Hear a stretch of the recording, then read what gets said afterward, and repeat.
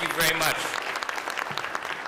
Andre, thank you for the warm introduction, the reminder that we have grown together, professionally and otherwise, and for your exceptional leadership, and also for reciting for us all your standard list of non-negotiable demands. I got the point. By the way, Joe, and who I think you all know is one of my favorites, when he was telling you all to fill out your postcards, don't send them to me. I already get it, all right? Send it to legislative leadership and your own senators and House members, and let's see if we can get this done in the next 14 months.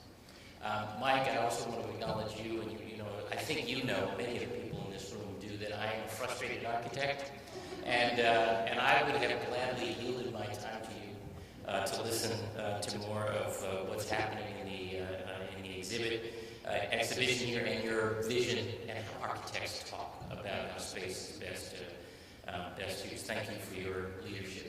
There are many, many friends in this room, and apparently even more somewhere where it is you get the badge, the couple of miles it takes to get from there here.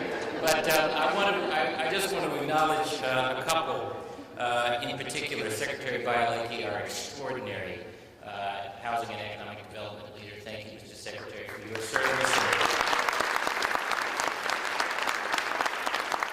Has Aaron made the trek yet? There he is, Aaron Gornstein. Thank you so much, Undersecretary Gornstein. Some of your former colleagues were coming at me on the way in about how we changed your assignment. Let me put it that way. I'm very glad you're part of our team and a part of this team as well. Marty Jones, just a terrific leader and a great partner at Mass Development. Thank you so much for being here. Is Barbara here this morning? Barbara Fields? Barbara was coming from HUD. Also terrific. Let's give her a hand in absentia. I wanted to spend just a couple minutes this morning as you get started talking about our growth strategy.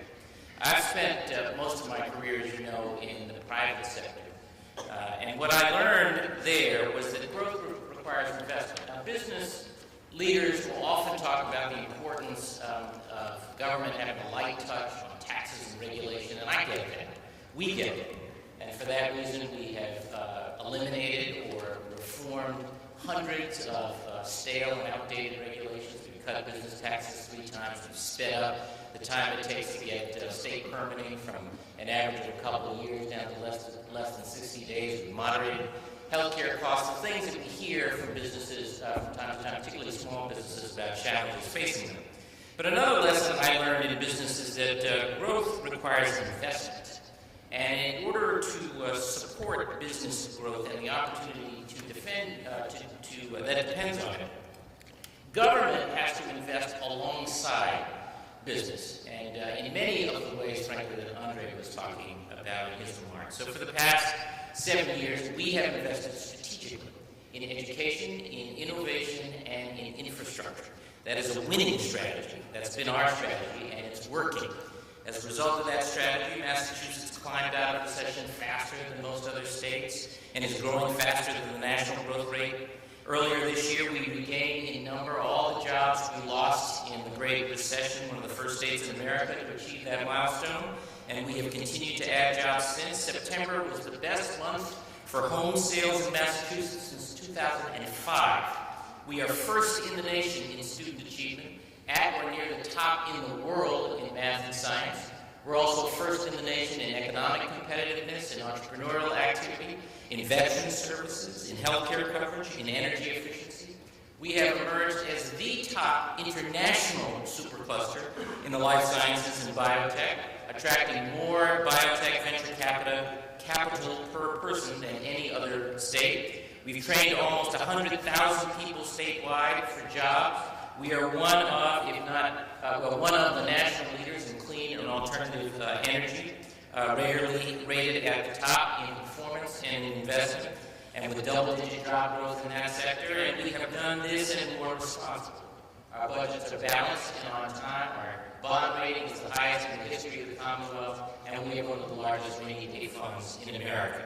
Those are some of the things our strategy has produced for the Commonwealth as a whole.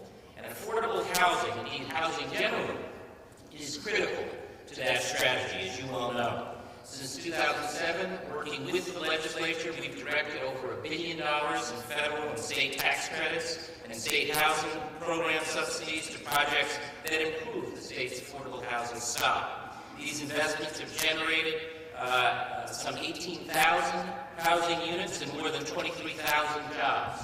Last November, I announced a goal of building 10,000 units of multifamily housing every year through 2020, with an emphasis on sites near transit and city and town centers. I'm happy to report in the first 8 months of this year, almost 5,500 units were started, 65% more than the comparable point in 2012, and the highest total since 2006. Just last week, I announced 24 new housing projects located throughout the state, and signed a $1.4 billion bond bill to rehabilitate and modernize state-assisted public housing. Transit-oriented developments are under construction at Assembly Square in Somerville, at Jackson Square in Boston, and in several communities in the Metro North, Metro South, and in our gateway cities. We're also preserving land so that families and other residents have access to open space. We protected over 110,000 acres and built or restored over 170 parks since 2007. We are investing in new parks and urban centers in Chelsea, Fall River, Attleboro, and Springfield. Indeed, by the end of my term, we will have created a new park or conservation area within a 10-minute walk of half of the population of this Commonwealth. We do this knowing that when built in combination with investments in transportation and housing, a park or a trail can help revive a whole neighborhood. The point is, this strategy is not rhetorical, it's real.